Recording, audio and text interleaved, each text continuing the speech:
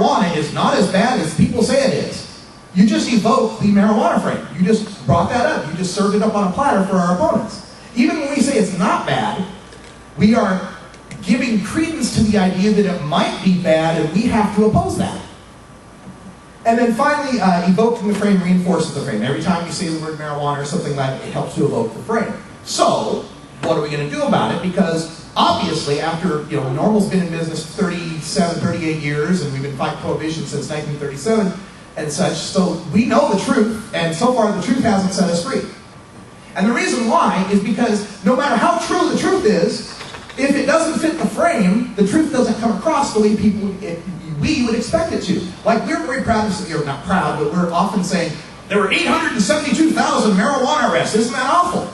But in the frame of the average person hearing about marijuana, they say, well, marijuana is dangerous. It's not it's pot 2.0. It's 20 times more dangerous than the 60s grass. So that's good that we arrested more people, because marijuana is bad, okay?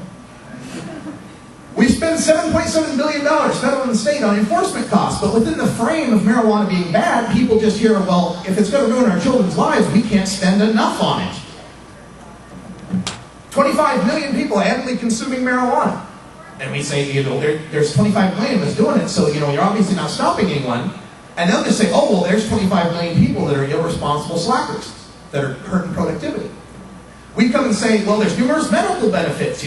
Paul's written the emerging clinical applications for cannabis and cannabinoids, and all these great medical benefits. People will hear, oh, well, that medical marijuana, that's a sham. Yeah, sure, some people need it, but, most of them are faking it just so they can get high. That's the frame that we're fighting against. And finally, we come up and we say, well, nobody's ever died from marijuana. 0 deaths from overdose. And they'll say, so what? Marijuana's bad. You don't have to die from something for it to be bad. So how do we fight against this when the truth that we have on the left side column isn't going to help us? Well, think of cannabis as a candidate. Imagine you're running a political campaign and you're trying to get cannabis elected to an office. How would you position your candidate? How would you make that candidate shine? And so we got to think, when we talk about electing candidates, there's a kind of a Johari window they draw, 4 things. And the first one is the story that you tell about yourself. How do we describe ourselves? We describe ourselves as ending prohibition. Government's lying. Marijuana's not dangerous. Marijuana's a medicine. What do we tell about them? Well, they're trying to keep prohibition. They're arresting marijuana users. They're harming patients. They're wasting tax dollars. They're creating violence. Then from the other side, we look at it from their point of view. The story they tell about themselves, which is they're fighting the drug war. They're the good guys. They're trying to end the problems with drugs. And then the story that they tell about us. We're legalizers. We're bad. We're going to hurt the kids. We're going to get hooked on heroin. So knowing this, what we always have to do in our messaging is to bring it back to the frames that we want. And my last point about this, and I get it, this is a controversial one on my part. The stories we tell reinforce frames, and especially the medical marijuana story. Now, God bless medical marijuana. Great. It's wonderful that it has it. But it also sets up a frame that validates what the drug warriors have been saying. The drug warriors have been saying marijuana is deadly dangerous. And so we've got medical marijuana where if you go see a doctor and you get a card and you follow a law, then it's not dangerous, or at least it's okay. We've validated the idea that it is so dangerous that you've got to have a doctor for it. Only people that have a doctor for it can possibly use it. So in a sense, we've kind of put ourselves in a bad corner there in a way, because now we have to say, well, yeah, we did say that it was medical and we have all these rules because it was dangerous, but now it's not really dangerous. Everybody should have it. It's going to be a tough battle to fight. So what do we got to do? How do we win this game? Number 1, we got to leverage the media's natural inclination to use quick sound bites and provocative pictures. As reformers, if you can't say it in 6 seconds, it's not making the news. Come up with a quick way of saying it, 6 seconds, 10 seconds at most, or it's not going to get on. No matter what a great thing you have to say, it's not making it. Reframe the position as the sensible way to protect our society from dangerous drugs. A lot of groups have picked up on this. Sensible Fayetteville, Massachusetts, Committee for Sensible Marijuana Policy. It's a great way to frame our issue as how do we talk about ourselves. We're not talking about being pro-marijuana. We are anti-stupid laws. Reframe their position as a misguided attempt to enforce social morality, and respond to their framing of us as irresponsible slackers by redirecting back to their frame. Don't say, no, we're not, because when you say, no, we're not, you're reinforcing their frame. Ignore that. Let it go right on by you and say, I'm in favor of sensible laws. You know, don't even address the fact that they just called you an irresponsible slacker loser or whatever. Okay, and then I just want to show some of the things that when news stories come up on the TV, what do people see? They see bags of money, they see guns with piles of weed, they see lots of cash, they see DE agents, they see tie-dyes, they see glass. How do we turn that around?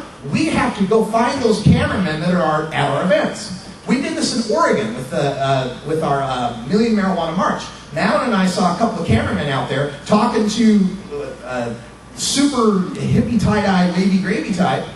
Great guy, love him, but we ran right out there and said, oh, cameras, you want to talk to someone? Come talk to us. Come talk to us. Because they are going to find the most blacked out, crazy person that fits their frame to try to make us look bad.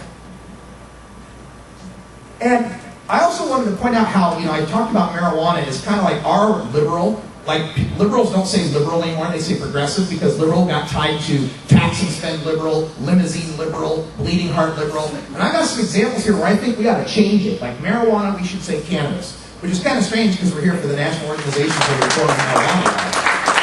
I mean, it is strange because we get out here from NORML, and NORML doesn't quite sound good. But I like to think of NORML like the NAACP or the United Negro College Fund. It got started long enough ago that the label has stuck and we really can't change it, right? So, but in our general day-to-day thing, saying things like cannabinoid medicines or controlling cannabis or common sense cannabis, try to make the word cannabis because here in America it doesn't have a frame. In the UK it does. In the UK they call it cannabis and it's got this negative frame, but here in America we don't. We need to separate cannabis from drugs. Bill Maher, one of my favorite guys, once they asked him, you're very open about your drug use. He said, not drugs, pot. Not drugs, pot. So separate that. You mentioned coming out of the cannabis closet. We got to come out of the closet. It's just like the gay rights movement. Until people know who we are and that there's real people that are suffering from this, it never gets changed. The safer people that are attaching cannabis to alcohol, there's some good stuff in that too. And this gets a little controversial too because people say, well, cannabis isn't as bad as alcohol. Well, right now the public thinks cannabis is awful and alcohol is about here. Now we know cannabis belongs about here, but if we can at least get it down to here, equal with alcohol, then we're in the frame where people can accept it and we can get it lower than that later. It's herbal cannabis versus factory pharmaceuticals. Bring up hemp again, cannabis to hemp, make it a bigger issue than just the drug use. And then, this is what I use when I'm talking to conservatives. I'm originally from Idaho, had to talk to a lot of them. Is the idea when we talk about a tax and regulate model, about approaching taxation as if it's punishment. That's the way conservatives think of taxes. They have words like tax relief, like you're being punished and you need relief. So I like to say to conservatives is that, why are you letting the cannabis consumers get away with all this tax-free revenue? I mean, you don't like the cannabis users, right? Why not tax it? How come they get away with not paying taxes?